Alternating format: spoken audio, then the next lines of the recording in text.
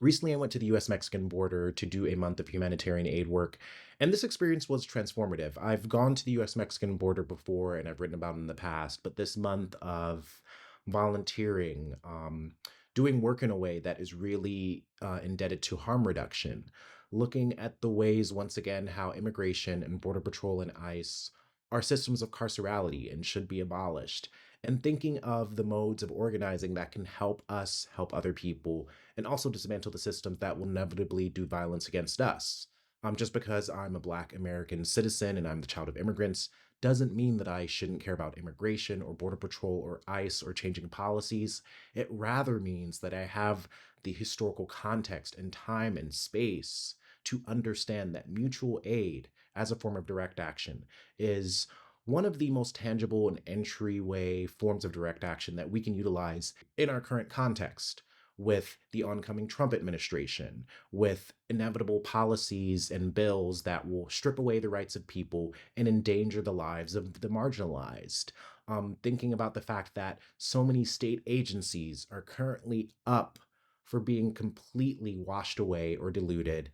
And what will we do when the state inevitably fails us? What will we do when our hospital systems, when our educational systems, when our social services do not step up? And inevitably, the gaps and the harm and the exploitations that already exist will get worse. This is how mutual aid and direct action can help us. So in this video, we're going to take some time to talk about what direct action is in general. I started to look for treatments to help save my life. I wish they'd shut their mouths and get their mentality out of their crotches. There was nothing coming out of our government's efforts. But no, they march in the streets. They defy you. I decided to become a full-time AIDS activist.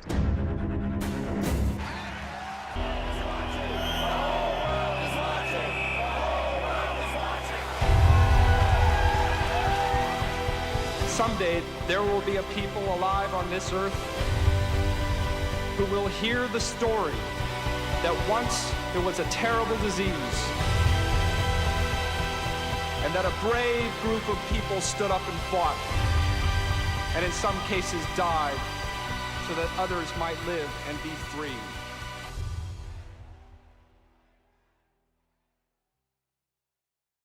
It really is important to ground us in the fact that this contemporary moment is really all the evidence we need to confront the fact that mutual aid and direct action is going to be necessary. The rising tide of climate change, the oncoming Trump administration, which will inevitably lead to economic disenfranchisement and social rights being stripped away from marginalized communities. And the ramifications for quality of life is endless, endless, endless, endless, endless.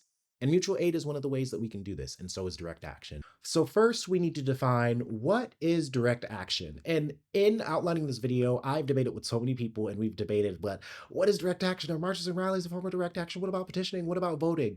And we are going to take some time to talk about this because it's very important, and I'm probably going to revisit defining this in different videos throughout this series. So what is direct action? Direct action is a form of political activity that aims to confront a political or social wrong through the political force exerted by one or a group of people. A political activity that has a political target and is attempting to address or remedy a social wrong. It usually has a demand and can involve one or many people. And the reason I define this definition the way that I do is that I think direct action is different, like very distinctly from other forms of political activity. And I want to read a few definitions to kind of break this down a little bit more. Definition 1 is from the direct action movement. Direct action is a category of activism in which participants act directly, ignoring established or institutionalized political and social procedures, operating within the boundaries of laws and demonstrating peacefulness are not elements of direct action. Examples of direct action are strikes, boycotts, sabotage, blockades, tree sits, black bloc, obtaining secret footage, lock-ons, and riots, or a combination of methods like a planned march or lock-on, etc. Definition number 2 that defines direct action. Both of these definitions are really important. I think the commonality in them is that they talk about participants acting directly through their own bodies and their own resources. It talks about turning against indirect methods like lobbying or voting and towards being disruptive. And I think what's interesting in describing direct action is that I think the more that radical action has been co-opted by the mainstream, some ideas or conceptions of direct action, as we see it contemporarily, are kind of less disruptive. They kind of do align more with the status quo, like marches and rallies. But other forms of direct action can be seen as more understood to be direct action, more tangibly tied to being antagonistic or resisting a certain kind of institution or political entity, like blockades or strikes or sit-ins. In some of the qualities I wrote down, because this was a really interesting kind of thought experiment for me, the first quality I wrote down is has a specific target and or demands the power or political autonomy of the individual and collective involved. Direct action is very focused. It usually has a set demand. If you are protesting outside of your police headquarters and you are yelling about police brutality, that kind of could be considered direct action, but what makes it more of a direct action is if you are yelling about the police chief who recently said something fucked up at a press conference after a police murder happened, and the protesters are demanding the resignation of the police chief, and maybe they lock down on the doors. So there's a specific target. It demands and respects the political autonomy of the individuals involved. So maybe you do show up with specific roles, but those roles can change based on the context of the direct action or how the state or your opposing force responds.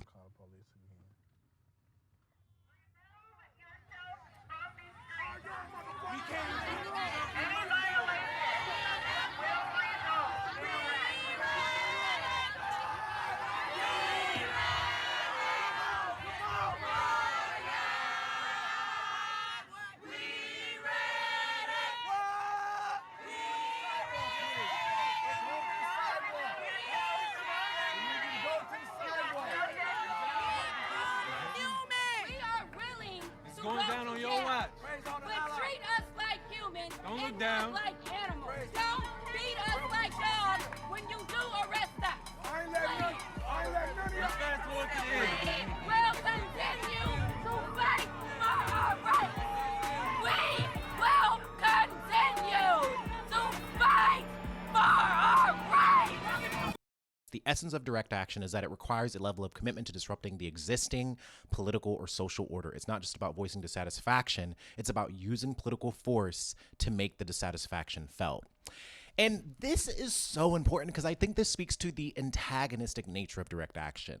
Like if you are handing out flyers outside of a church and it's about an event at the church, I wouldn't consider that direct action. It needs to be something that shows itself as antagonistic or oppositional to the decision maker or the decision-making institution. And that institution can be a city council member, it can be a politician, it can be a local business owner, it can be an administrator at an institution, it can be an entire corporation or an entity or an organization or a government or a state. Direct action is intent on naming who the decision maker and the person who is hoarding the resources and the power in that certain situation, and using political action to confront and show that dissatisfaction and dismantle the status quo.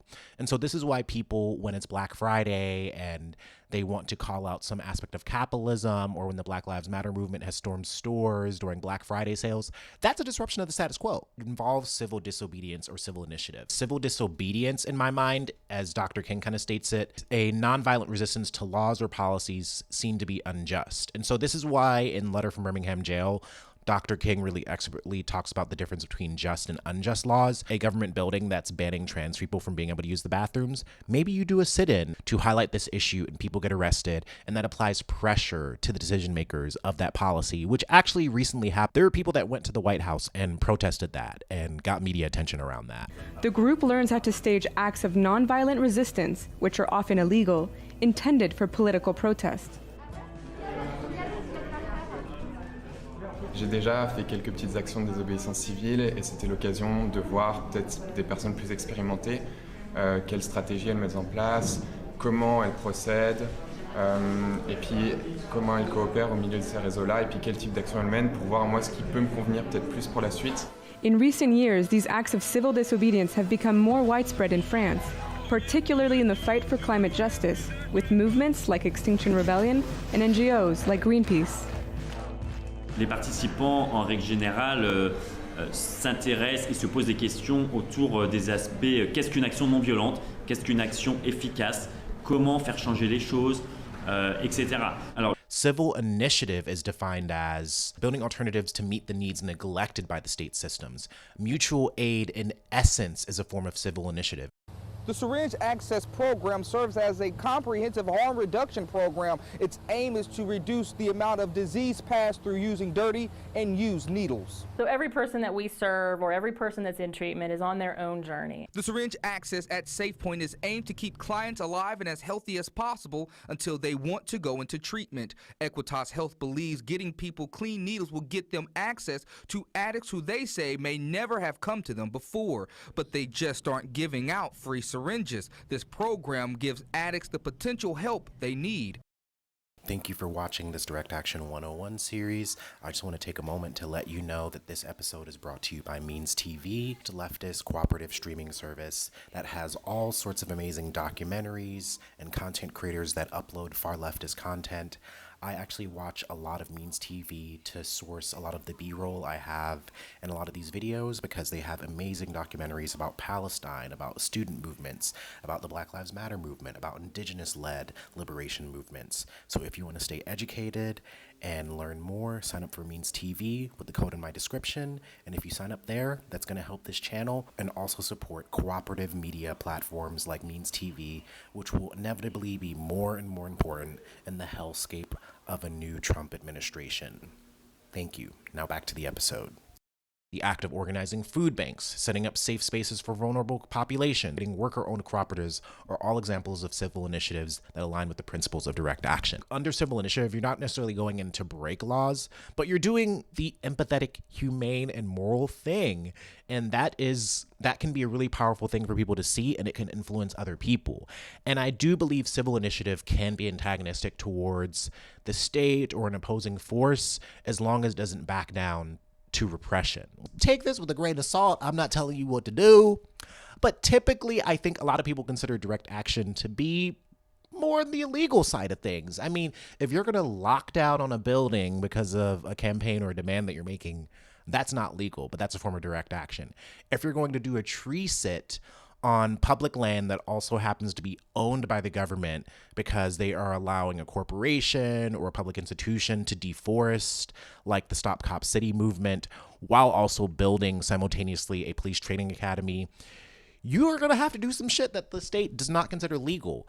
I mean, when Dr. King was leading the nonviolent protests in the sit-ins, that shit was illegal.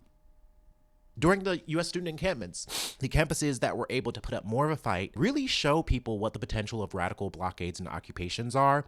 It was the people that tended to do more shit that was against the law or rules, held their ground longer, didn't fold to the state's demands or whims.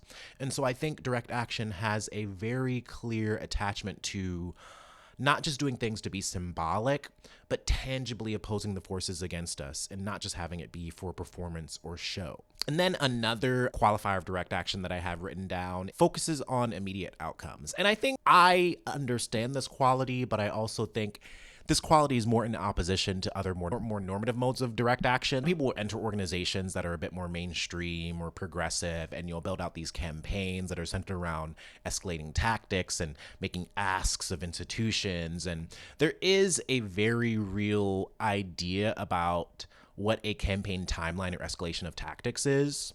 But to me, direct action comes at the point in a campaign or community initiative where we know that the decision makers don't care. We know that the people that have the power and the resources to change these conditions don't care. We have done the petitioning, we've done the voting, we have done the more normative forms of making these demands, and direct action is when you use political force to make the decision makers uncomfortable, when you use political force or an activity to disrupt the status quo, or you do it to meet, as civil initiative would say, to meet the gaps of a system that is against all of us, or can more specifically target certain kinds of people more than me or you. And so focusing on immediate outcomes, I think, is turning away from the procrastination of more normative forms of political activity that demand that we put our time in, and it's going to take time, and we have to wait for them to come back to us and tell us what is right or the wrong thing, and then we decide what we need to do. Direct action and focusing on immediate outcomes is about understanding that systems and institutions that exploit people commit political violence. And in order to oppose those, to address those issues, we both have to understand what the structural wrong is, but we also have to understand what our immediate demand or outcome is. If you are doing a direct action to advocate for houseless people in your city, and you're passing out hand warmers, and you're setting up warming stations, and you're giving people blankets and tents and ways to stay warm, an immediate outcome for that form of direct action is that people survive the night. If you are going to city council and you do a sit-in and you refuse to leave until they change the city ordinances around how they treat homelessness, or how churches delegate their space for people without housing based on changing seasons, if you do not leave until your demand is met, you are doing a direct action that is demanding an immediate outcome and decision from those that are in power, so that the resources and the modes and processes that allow these decision makers and elite to have power, those systems begin to fall, and they become the control of regular people. They become the control of a democratic process. Ideally, in my mind, it might be important to describe a few things that I feel like direct action is not. A state-sanctioned protest. If you are doing a protest and you apply for permits and you have cops guiding the march and telling you where to go and telling you where not to go, and you're helping the cops control the crowd, and you're yelling at people that want to break shit or march in the street or march somewhere that isn't authorized, that is allowing the state to dictate the boundaries of the political action that you're doing. And it isn't really disrupting the status quo, because you're using the status quo to help control the crowd, aka the police. Petitions can be a tool in a campaign. They can be a way to aggregate data and numbers and to show how many people are interested in a topic or issue, but they don't necessarily disrupt the status quo. Talking to city council. I think this is a form of viable political activity that's necessary in a campaign, that's necessary to get media attention around something. It can help build political consciousness, but I don't necessarily consider it direct action, because I don't see it as doing much beyond getting attention around something and providing a verbal and visible opposition to an organization or entity. Like, I think the reason that this kind of steers away from direct action is that it doesn't really involve like a deep sense of political force, a sense of political force that involves risk, which I think is very, very important when we're thinking about what direct action is and what it isn't. Another clear example, charity. Charity is a form of direct aid that is based in hierarchy, so it doesn't confront the power imbalances or the structural imbalances that place housed people against unhoused people, or documented people against undocumented people. And I think charity is more about helping others, but not through the lens of solidarity. And to me, solidarity involves some kind of personal risk or relinquishing of privilege in order to help meet the needs of others, and for that to be a communal process of life-giving. Charity, I think, is more about a one-time or a patterned form of direct aid that doesn't really name or oppose the structural systems that stop people from being able to live healthy and quality lives. Things that aren't direct actions are typically symbolic. They're there for show, they're there for media attention, they're there for the spectacle, but they don't necessarily want to hold that base, that foundation, to really scare the elite and say, we're not stopping until we get our demands met. Symbolism is more about a show of force, and having that show of force be something that can be documented and like virtue signaled towards, but the show of force stopped as soon as it met opposition. And then to kind of bring this home, direct action stands apart because it bypasses established systems, focuses on immediate outcomes, and disrupts the status quo. In contrast, actions like voting, petitions, or charity rely on the institutional pathways or provide relief without challenging root causes. Thank you for watching another episode in this Direct Action 101 series. I originally planned for this to be a part of the Mutual Aid episode, but once I started editing, I realized that talking about direct action really deserved its own whole episode, just because even when I was thinking about making this series, I had to argue with my friends and comrades for weeks about what the different qualities are, what is direct action, what isn't direct action. And this episode isn't meant to be a complete, total definition. It's meant to be a few frameworks and ideas that help you kind of center yourself in the fact that direct action isn't waiting for an institution or anyone else to save you, to give you resources, to protect you and your community, that we deserve to protect ourselves no matter who is in office, no matter who the state is. because violence is inevitable when there's hierarchy, when there is power imbalance, and when there is an inequity. So thank you for watching this series, and if you want to support this channel, like and comment. If you also want to get some additional resources, check out my Patreon, where if you sign up for free, you get access to a newsletter of direct action resources, or if you pay, that will help me continue making videos like this, and you can get early access to videos and answer polls about what kind of things you might want to see on this channel. And if you want to learn more about Blackness and anarchism, check out the Dugout podcast.